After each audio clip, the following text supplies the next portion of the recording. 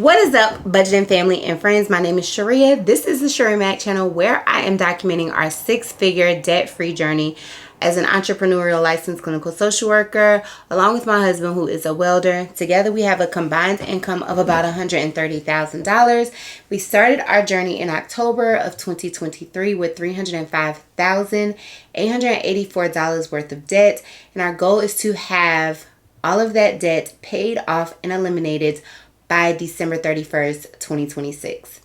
If you are new here, we started our debt-free journey with credit card debt, car debt, a HELOC, mortgage, and student loans. The student loans are a bulk of the debt that we have. And again, the goal is to have this debt paid off and eliminated by December 31st, 2026. We are documenting our journey with you guys here, and we are sharing that journey with you guys here for accountability, information, and inspiration, with a goal to eventually build wealth and be retirable or work optional by the age of 50. We are currently at ages 41 and 40, I believe. So,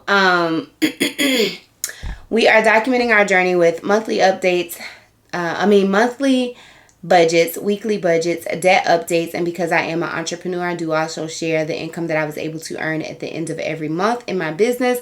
We also are tracking our Transfer Tuesday specifically towards the debt payments or the debt that we are trying to eliminate. So if that sounds like something that you are interested in, please be sure to click the subscribe button so that you do not miss a video. Right now, I am uploading 3 times a week. That is Sunday, Tuesday, and Wednesday. And I would hate for you to miss one of those videos. Today is April's debt update, and we will get right into it. So what we have here is my budget template. I do track my debt from the overview tab instead of the debt tab because I don't think that it accurately reflects the debt that I was able to pay. It doesn't track the progress from month to month. That is captured on the overview tab, the yearly overview tab, and it has, excuse me, every single category on the debt on the budget overview: income by month, savings per month, bills per month, expenses per month, and then debt per month. So we will start here with the debt per month, and we are in the April tab. So we had, first of all, we started April at $284,917.87. I believe that is accurate, and we made payments on my Platinum American Express in the amount of $150.53. Payments, $1,713.33 was made to my Hilton American Express. Now, if you are new here, my kids are authorized users on my Hilton American Express. Most of them do cover their expenses, but we have one daughter who is in college who lost her job back in December at Amazon, and so we do allow her to put small purchases such as weekly gas and groceries on this account. We do save $200 worth in a savings account for her, and usually we cover those expenses out of that $50 transfer that goes into that savings account. $989.90 was placed on my husband's Hilton American Express, and that was actually my daughter's rent. We do, again, out of that savings account, we do cover her rent. We allow her to put her rent on his credit card for the points, and we do pay that balance at the end of every month. $231.04 was placed on the Sam's Club, and that was actually groceries, and that was paid at the end of every month. It does reflect here as a debt payment, but it's actually at a subscriber's request. It will actually in the future be an actual expense. But before I started doing this, I did, because I log every transaction, when I categorize the transaction, they do show up as debt payments as opposed to expenses that we put on the credit card and pay off at the end of every month. Best Buy had a balance of $221.14, and that was for the protection plan on our devices. All of my kids and I all have MacBooks and iPhones, and we have a device protection plan through Best Buy that is paid annually at $192, but I forgot the payment and I accrued a $35 late payment fee. On the PayPal account, I had accruing balances of $510.35 that were actually due for May the 19th, but we went ahead and covered those expenses for the month of April. And so in May, all I owe is the minimum payment. There is no interest accruing purchases for the month of May. On my husband's PayPal, we paid $110. Very same thing. He has accruing interest purchases that are due May 25th to avoid the interest, and we paid $110 for the month of April, and we'll cover the remaining balance for the month of May. Citi Card, we started April with $2,200 on the Citi Card. That was the last big balance credit card that we were trying to tackle, and we did tackle that, paying that balance down to zero with $2,200 applied to the card. Honda Financial, the regular monthly payment is $1,078. I'm assuming there was additional principal payment that brought the Honda Financial payment to $1,025.97.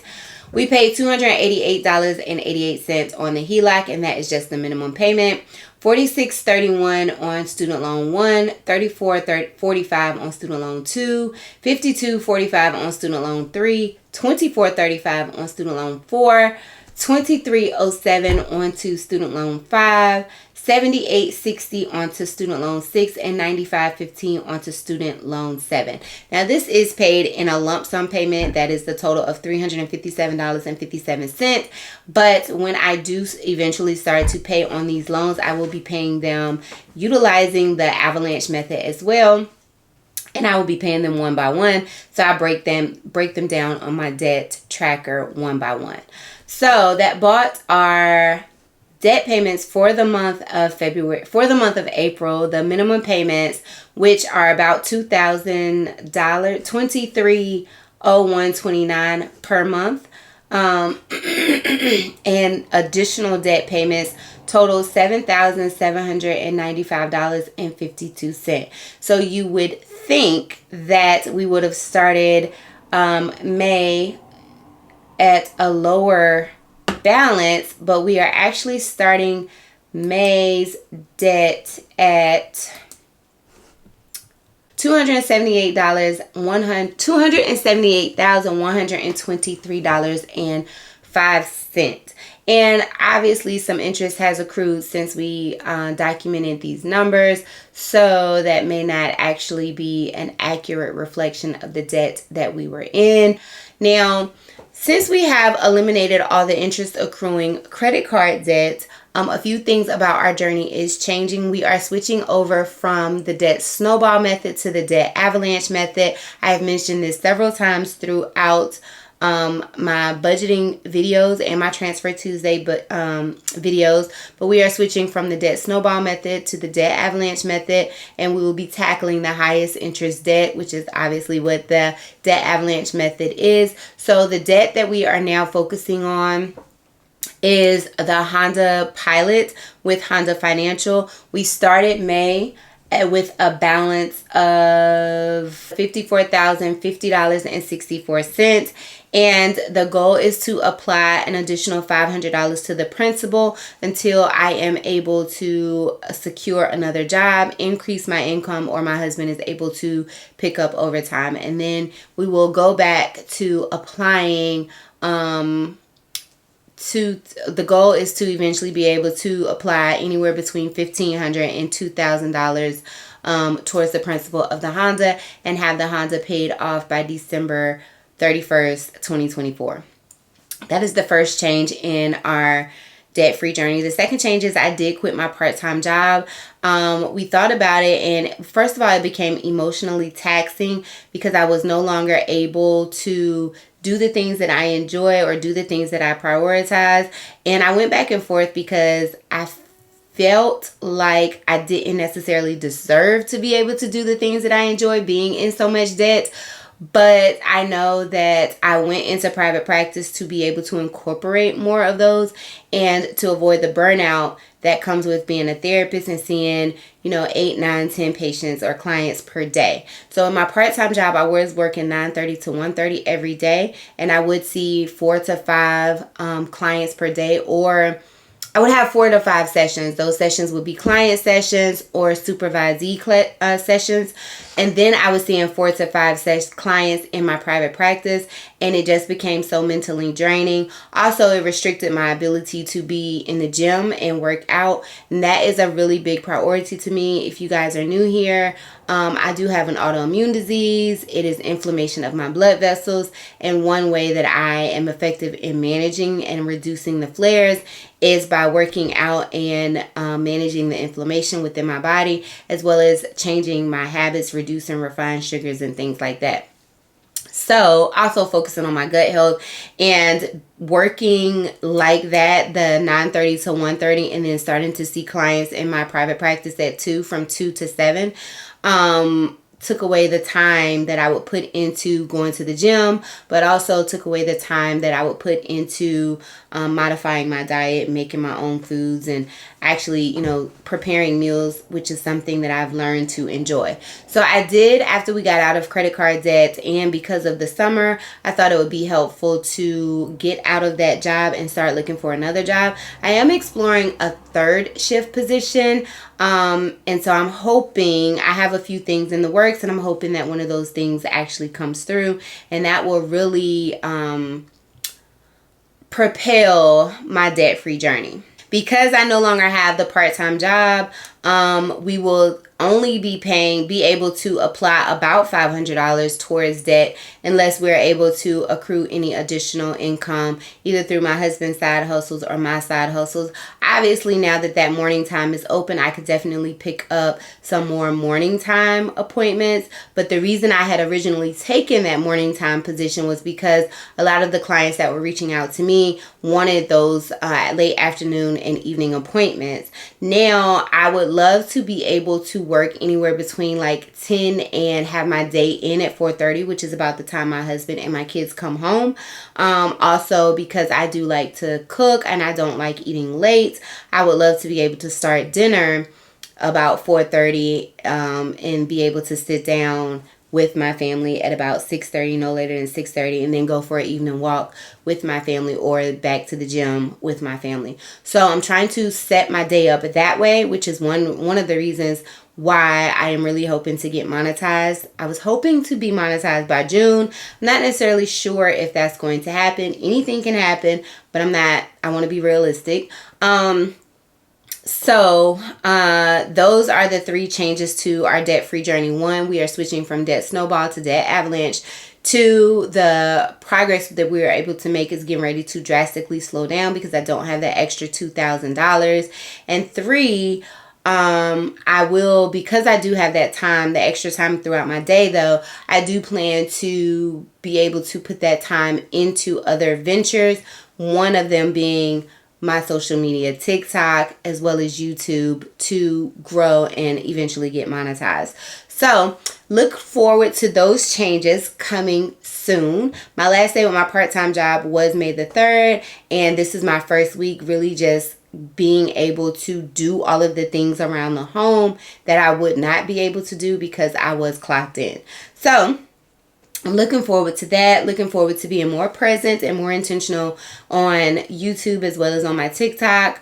I do post short form content, or I plan to post more short form content about my debt-free journey over on my TikTok page, which is Sharia Mac in Debt, along with my Instagram page, also Sharia Mac in Debt, but it is a different type of spelling, but they are linked down below. If you want to follow my journeys over there, please make sure to follow me over on TikTok. That is it for our debt-free journey. I'm still looking forward to the progress that I am able to make, but I do feel like I will be going through it momentarily. Why? Because I'm not able to make as much intense progress as we were able to make on our credit cards, because again, I am losing about $2,000 in additional income. Now, again, I do have some things in the works, and I'm hoping that those things will come into fruition really soon.